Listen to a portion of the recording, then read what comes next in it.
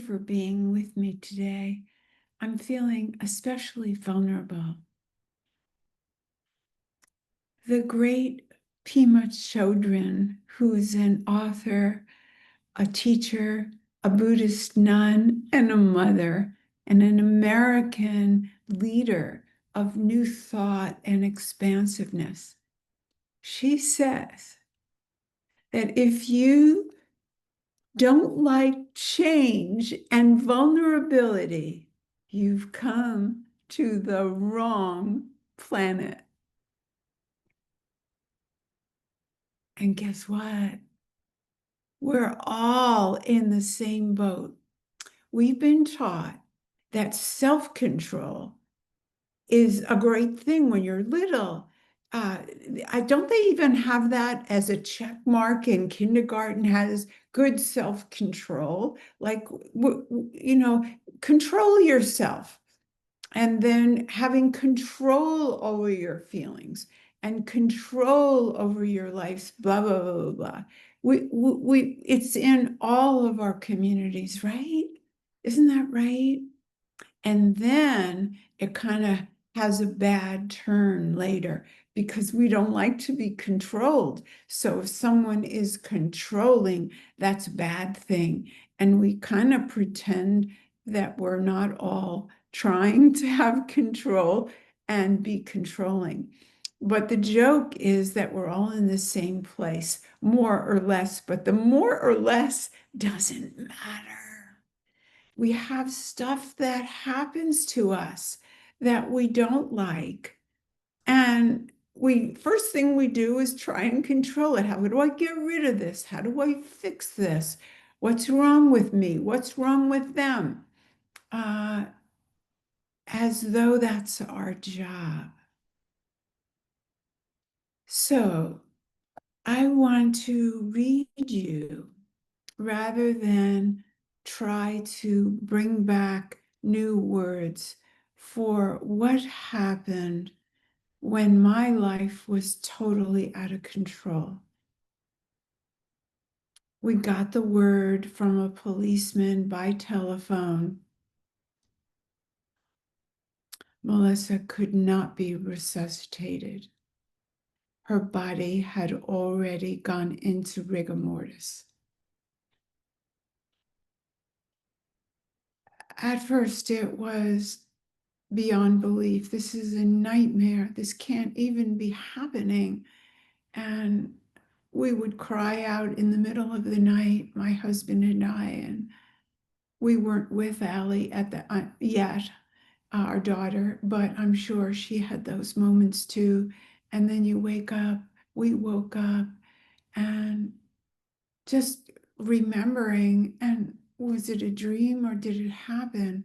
It was so far out of left field because we didn't expect it. But there's another part that I want to talk to you about today. And I promised last time that I would tell you about a word that's not a new word to anyone, but it's a new word for me to use to talk about my experience. But first, I want to read to you from the book. Jesus blurred, so I can't show you, but I'll tell you the name. It's a chapter I wrote in a book called Become Empowered, Echoes of Grace and Strength.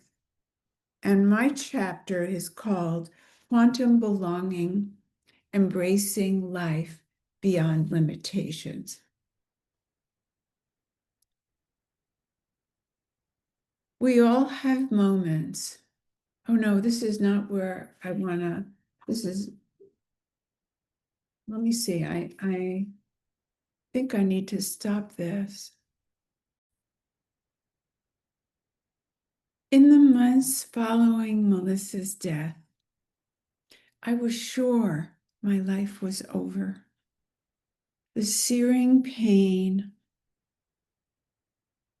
of this ripped through me, and life seemed painful and worthless without her. I did not attempt to soothe or dampen my agony.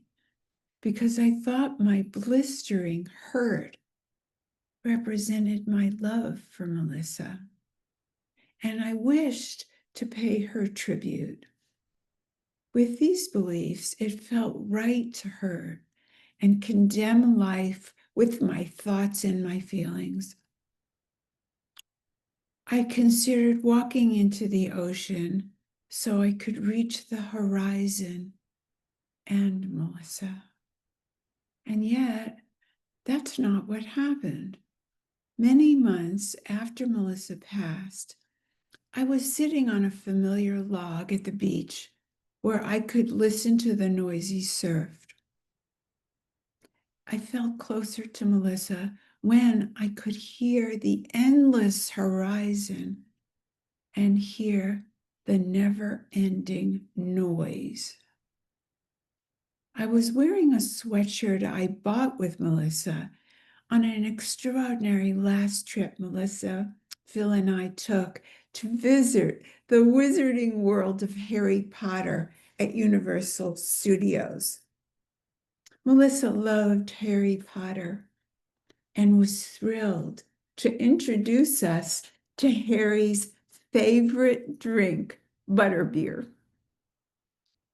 Together, we rode the train to Hogwarts School of Witchcraft, but the happy memory of our trip turned into a knife searing open the scar tissue around my heart. The knife was tearing open the scar tissue around my heart. Never again could we share any of Melissa's passions. Alone on the beach, thoughts and feelings raced together, leaving me weak and confused. Suddenly, I experienced being shaken to and fro from the outside. It was not like feeling shaky or nervous inside. It was as if I was being forcibly shaken from a dream. I assure you I was not hallucinating. The shaking seemed to last a few seconds, but left me startled and very awake. The daggers in my heart that had been with me in various degrees for months suddenly were gone. I knew I was grounded in reality because I could remember that Melissa was dead, but her death had stopped hurting. I hadn't done anything to get this relief. No spiritual practice or mindset techniques. This new peace came unbidden. But the shaking woke me and became my kinesthetic wisdom teacher. I really mean that. I go back to this experience all the time for a knowing of a truth that's beyond this world. That's not in the chapter. That's just me adding for you. I knew for the first time how to experience suffering one moment and the next second feel set free.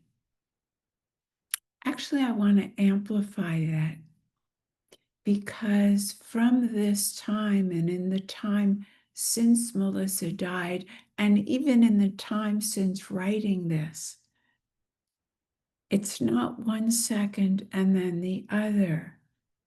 The okayness that I'm talking to you about in this chapter is a kind of umbrella. It's a kind of new word is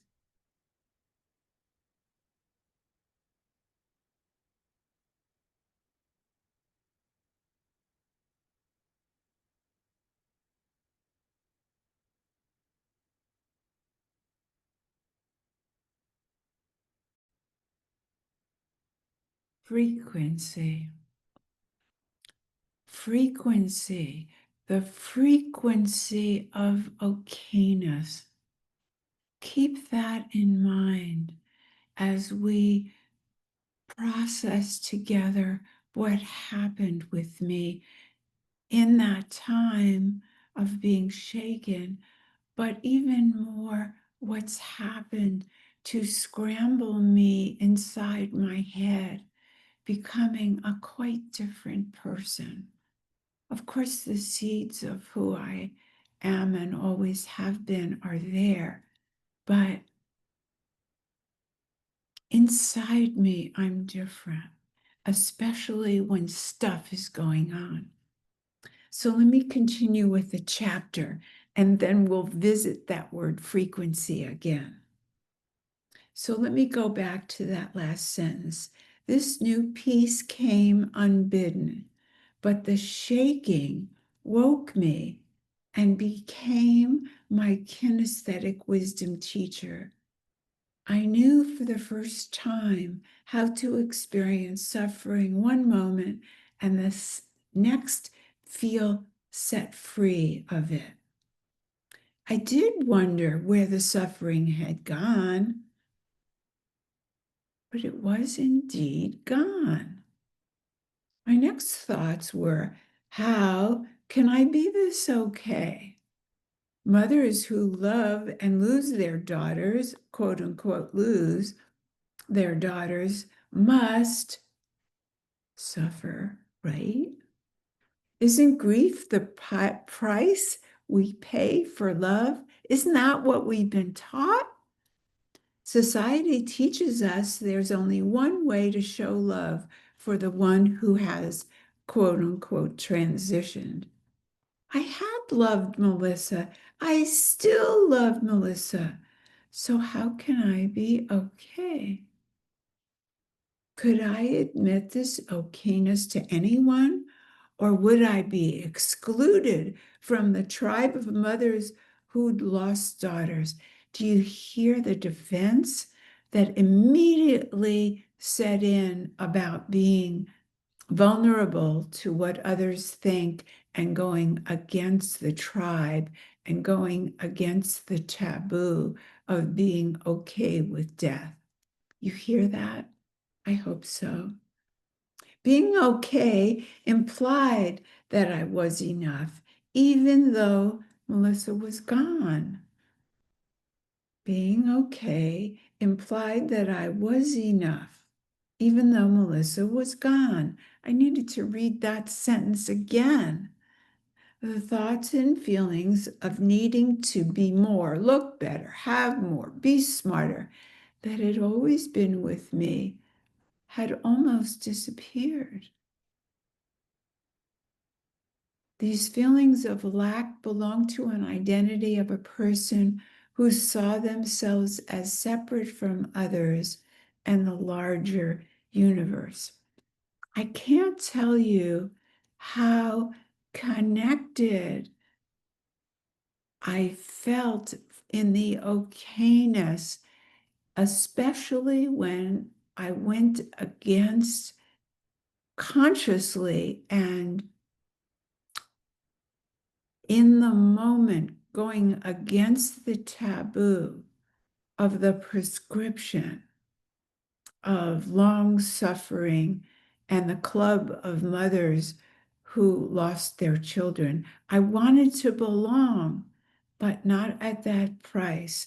The pain, the excruciating knives into my heart, all of these months were never going to be worth it again. I was not going to go back to suffering.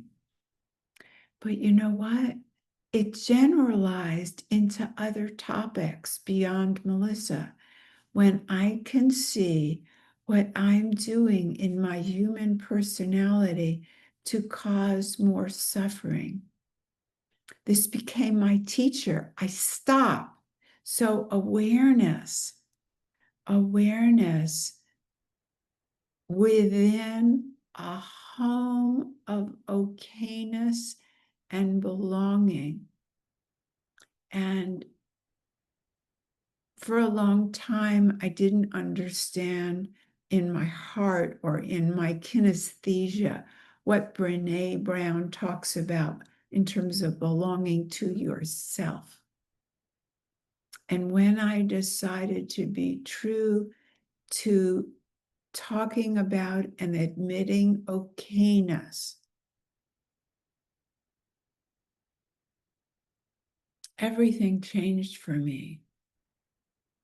So let me see if there's anything back. I think there's one more paragraph to read to you. After the shaking, I no longer felt, oh yeah, I started that, but I'm going to read it again.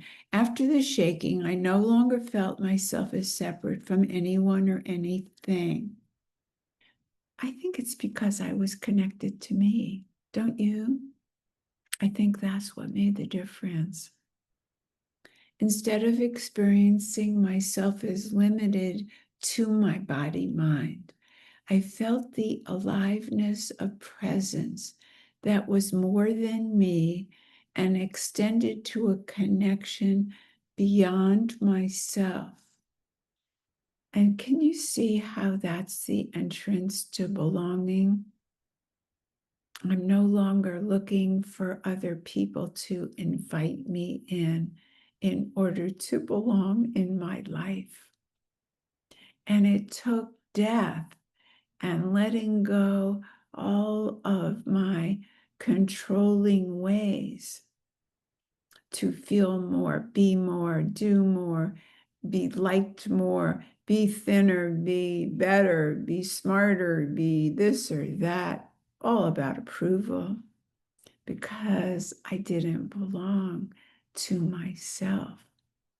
And belonging to yourself sounds almost selfish, but you belong in the world and you can move on to more power. It's disempowering to not belong. It's disempowering to control. There's a paradox there, right?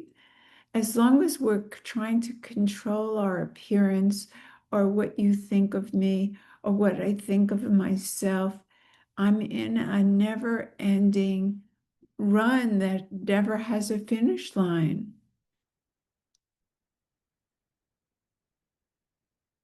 So that word frequency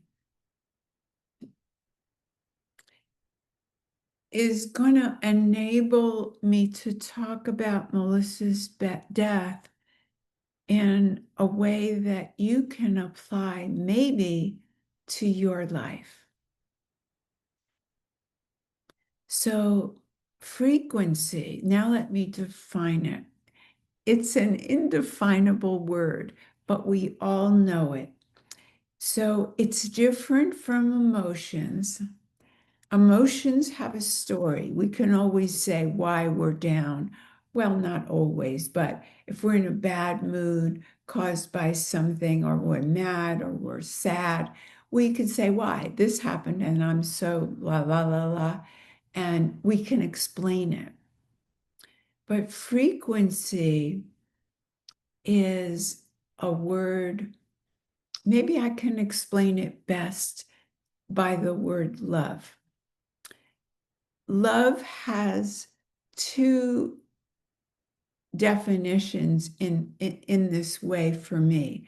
Personal love is I love him or her, she's this and that to me, and they bring me joy, and I feel the emotion now. I'm happy, I'm joyous, right? Or you extend yourself in love, in the emotion of love, to help someone. That's the personal love. But the love that holds that personal love. So maybe this is going to be too hard, but loving energy If someone gives something to you in loving energy, it feels congruent.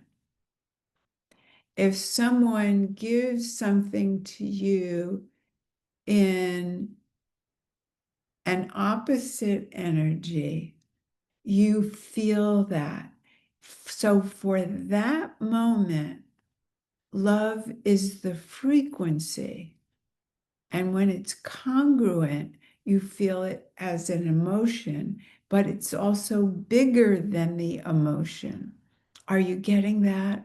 It's like the home of the emotion. So another way to understand it is if someone says, let's make a date, let's have coffee, but they're closed and they actually have rejecting energy. Are you going to call them and make a date? So the energy of let's make a date sounds like extending energy, but what's more important is the frequency.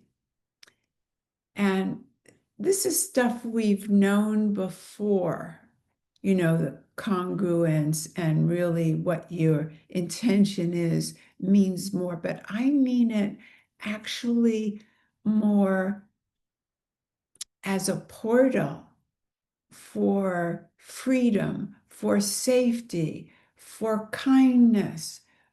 These are all words but you can't explain. Try to define safety. Try to define freedom. Well, you can say it's the absence of struggle.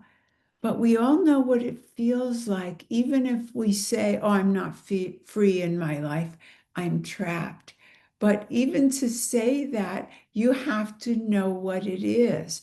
And maybe we only know it like when we're asleep and we get, like right before you fall asleep, you give up the world and you let go. And there is a sense of freedom in that moment. Or the other day, I was talking to a friend who's going through something, some big, big stuff, really life and death stuff. And we came up with the frequency she needs is safety. And I started generalizing, and she said, oh, I know how I feel safe. I feel safe when I can put my head on my partner's chest. So now she has a specific anchor to safety, and she can be going through all of these big emotions and call in safety as the umbrella, as the home of the emotions. So it's like there is a divine, because these frequencies are bigger than the human emotions, and they're not all positive. The frequency of despair, because the world has the polarities. You're not going to have just good, just joy. You're going to have it all. But when we notice the frequency is despair, and I'm holding these difficult emotions, I can acknowledge I would like to invite the frequency of hope, the frequency of trust, the frequency. For me, it has been that word okayness. And I wrote a whole book about it, When Wisdom Arrives from Imagined Unworthiness to Freedom. You can hear more of the story there. But having been through experiences with Melissa and with myself and my mother and her mother of self-rejection. This is in the epigenesis. My genes have spoken to me about unworthiness. So can you see how okayness became my teacher? It was my teacher of okayness, not just around Melissa, but around any time my human personality starts to go to suffering. I can have that moment of, oh, I made a mistake, or whatever it is, that it's this horrible thing that's going on in the world, and have that moment of fear or stress or despair or whatever the feeling is. So that word despair can be a frequency or a feeling. Sometimes we don't have new, different words, but is it possible to apply this to your life? It's not that we're going to get the new frequency. Don't try. Just use awareness to notice, what is the frequency that I'm in now? And am I open to another frequency? Sometimes the answer is no. I don't know if it could have come to me earlier. I do feel I remember that shaking happening before, and I was hell-bent on the grief stages, and I wasn't listening to anything else. I was being shaken, and I still went with the feelings. So there's a timing to it all, and be gentle. But if you're willing to be curious, curious is a frequency. If you're willing to be curious, especially if you're struggling, that's the time that we sometimes go back to control as a defense against this life on this planet that is all about change. And we try to hold on, and that's very human from our conditioning. But I'm not sure it's the wisest teaching. So hopefully you'll have some use for what's happened to me, because it changed my life. And yes, I opened to death in a different way. And I want to say one thing, I'll probably say more about it later, but many people have entered the frequency of connection with the person who died, and they connect to the feelings. And so when we assume we know that their person is dead, and that means no connection, and we say to them, I'm sorry for your loss. Yes, of course, they're going through emotions of loss, but they want